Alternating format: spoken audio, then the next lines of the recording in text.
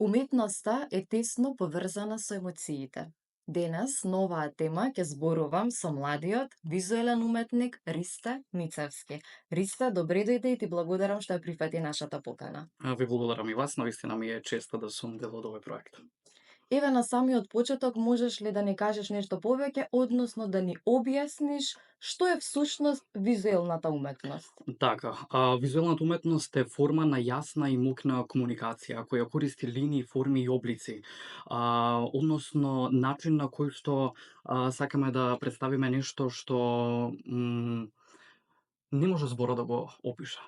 Убаво објаснето. Ристе, ти имаш учествувано на повеќе групни изложби, но исто така имаш и твои самостојни изложби. Можеш ли да издвоиш една или повеќе кои ти оставиле голем впечаток на тебе и зошто? Така. Навистина ми е тешко кога ќе треба да издвоам нешто, бидејќи секоја изложба ми оставила впечаток, нешто што го имам поминато, нешто што го имам научено за себе, можеби и за некој одреден циклус на кој што имам работено. Најчесто работам со истражување, интуиција и пред се личната трансформација кај себе. Но ако веќе секако треба да издвојам некоја изложба, би издвоил последната самостојна изложба насловена како Те сакам. Оваа изложба беше посебна бидејќи ја вклучив и самата публика во целиот тој проект, односно поставив бело платно на кое што има можност самите посетители на изложбата да остават трак, да остават некаков белег на самото платно. Поентата ми беше да ја избришам таа граница помеѓу уметникот и гледачот. Односно да покажам дека љубовта и искуството не се креативност само на еден човек, туку е двонасочна. Делава кои ги гледаме во позадина се од изложбата насловена Те сакам, во право сум, така? Така, токму така, ова е циклусот на Те сакам. А, Сликата која е позади мене, односно насловена како полифонија на неизговореното, може да забележиме фигуративни форми кои се испреплетени, некои нецелосно се издефинирани, дури само во наговестување, исто како и самиот гледач пред платното. Односно, секој го носи своето толкување, својот агол, својот момент. Формите во делото се движат една кон друга, се бараат, се надополнуваат. Затоа и го поврзувам со самата интеракција на гледачите и публиката кои беа дел од изложбата Те сакав. Сакав да создавам простор каде што уметноста дише заедно со луѓето. Убава. Кога станува збор за создавање на само едно дело, каков е процесот тогаш? Создавањето на едно дело кај мене не започнува веднаш. Мора прво да помине време, односно приказната мора најпрво да се случи. Делото е резултат на внатрешното доживеано искуство или процес, бидејќи не можам да ја пренесам вистинската емоција се додека не ја преживеам или едноставно се додека не помине преку мене. Визуелното изразување на крајот од денот може да трае и еден месец, може да трае неколку недели, можеби да трае и само 2 часа. Тоа е најлесен начин. Приказната мора прво да се случи, па потоа визуелно да се представи. Понекогаш немам шаблон, бидејќи секое дело си го бара своето време и начин на кој ќе излезе. Завршувањето на делото не е момент на готово, туку миг кога чувствувам дека сум кажал се, дека токму баш со тоа дело, баш со тој циклус, дека ја имам пренесена таа енергија или тој контекст во кој што творам.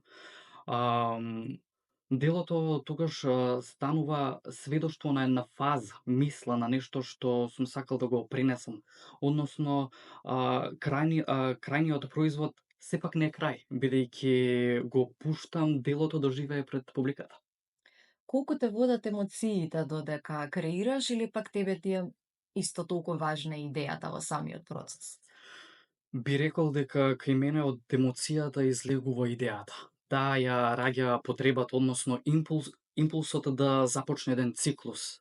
Целиот процес се движи одвнатре кон надвор, како нешто што мора да излезе, да се обликува и да добие своја форма, свој облик.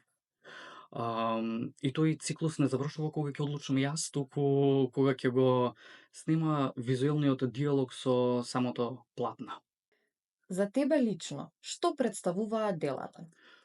Делата за мене се огледала на внатрешна состојба, сведоштва на еден момент, чувство или процес низ кој сум поминал. Секое дело е како фрагмент од дневник, не е напишан со зборови, туку е пренесен со форма, боја или некаква символика. А, Едноставно тоа е начин на кој што можам да комуницирам со светот без да кажувам многу. Исто така делата се трак кој сакам да го ослободам, односно нешто што мора да излезе, да биде прикажано, да биде кажано, затоа што сликата е како еден жив организам кој продолжува да зборува и кога ќе ја напушти мојата рака. Имаш ли размислувано што всушност сакаш да пренесеш преку сликарството? М. Не секогаш сакам да кажам нешто или да пренесам некоја порака, туку сакам да отворам простор за внатрешно доживување. Односно, моето сликарство не зборува со зборови, туку зборува со чувство, со символи, со тишина. Сакам гледачот да застане пред платното, да влезе во таа тишина, да се повлече во себе и да види некој дел што можеби не го има откриено досега. Да ја почувствува таа емоција или можеби да открие некоја нова емоција. Од самиот почеток зборуваме за емоциите, зборуваме за твоите лични доживувања низ процесот на креирање и на тоа како публиката те прифаќа тебе, односно твојата уметност. Ја спомнавме и последната твоја самостојна изложба, го носи насловот Те сакам. Може ли да ми кажеш нешто повеќе околу реакциите на публиката? Реакциите на публиката на изложбата "Те сакам" беа длабоки и искрени, токму онакви какви што и посакував и очекував да бидат. Луѓето не само што ги гледаа делата, туку ги доживуваа, тоа беше очигледно. Многумина ми приоѓаа со зборови кои не звучеа да кажеме уметнички настроени, од типот на "леле колку е убава сликата" или "Ристе браво, ова ти е најдобро", туку едноставно луѓето приоѓаа со некаква приказна, како да ги имаат доживеано делата, ги чувствуваа, како да се препознале самите во некоја слика. Темата беше доста интимна и универзална и мислам дека баш токму и затоа допре до многумина. Односно, Те сакам не беше изложба на дела, туку на чувства. Најголемата награда за мене лично беше таа тишина кога самата публика ќе застанеше пред делото и тишината кажуваше се. Односно, имав чувство како да се среќаваа со сопствената емоција. Кажи ми искрено, колку кај со општеството ги прифаќа младите уметници и на кој начин ги поддржува или пак би можело да ги поддржи? Младите уметници кај нас најчесто се прифатени со интерес, со доза на резервираност. Публиката што е љубопитна и отворена за нови изрази постои, но институционалната и системската поддршка се уште е недоволна. Односно, поддршката најчесто доаѓа меѓусебно, помеѓу нас уметниците, низ соработка, изложбите се најчесто во некакви алтернативни простории, во некои независни институции, тоа покажува колку е силна енергијата и желбата да се создава нешто. Она што вистински би ни помогнало е подолгорочна поддршка, односно повеќе јавни повици со возможување на подобар буџет, на подобар простор за изложување, а, иск и пред се искрена заинтересираност од институциите, затоа што младите имаат што да кажат, имаат што да покажат. Се на крајот од денот, ако не поддржат тие, иако не бидеме овде препознаени, ќе бидеме препознаени некаде на друго место. Ова е навистина убаво кажано, а воедно еве испраќаме и еден апел до институциите. Христе, ти си исто така дел од иницијативата Колонија на различностите. Тука имате работилници за дечиња со атипичен развој. Може ли да ми кажеш кој се е вклучен во оваа иницијатива и што всушност се случува на тие работилници? Така, точно така. Во изминатите 5 години во соработка со Дом на млади, со поддршка на Министерството за култура, активно работиме на организирање на овој настан, односно колонија на различностите. Ова е иницијатива која од самиот почеток расте и добива се поголемо значење. Интересот е се поголем и поголем. Целта на работилницата е инклузија на дечиња со атипичен развој, односно да го истакнеме нивниот сензибилитет, да ги помогнеме да се нивната емоција да полесно да исплови на површината со помош на уметност. Морам да кажам дека секоја година имаме се поголема заинтересираност. Минатата година учествуваа 70 дечиња, што искрено навистина е голем предизвик да се работи со нив. Воедно мислам дека и суштината и моќта на уметност, односно кога таа станува мост помеѓу различностите и просторот за заедништво.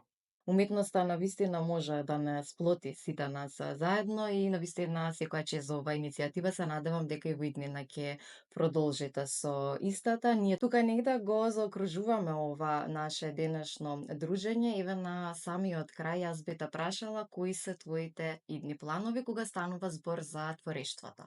Се наоѓам на самиот праг на завршување на вториот циклус на студии. Воедно подготвувам и некои нови проекти кои што со нетрпение чекам да ги споделам со публиката.